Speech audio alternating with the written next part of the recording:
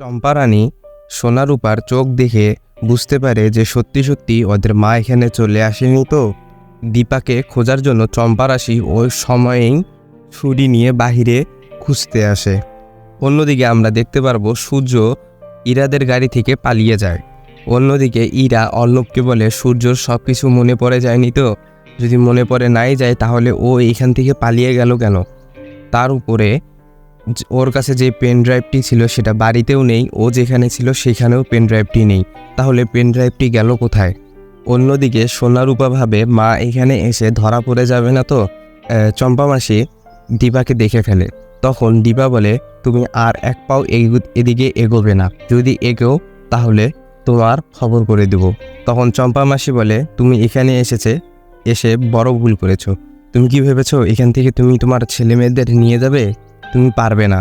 তখন দীপা চম্পাকে মেরে হাত থেকে ছুরিটি কেড়ে নেয় এবং ছেলে মেয়েদের নিয়ে ওখান থেকে বেরিয়ে যায়।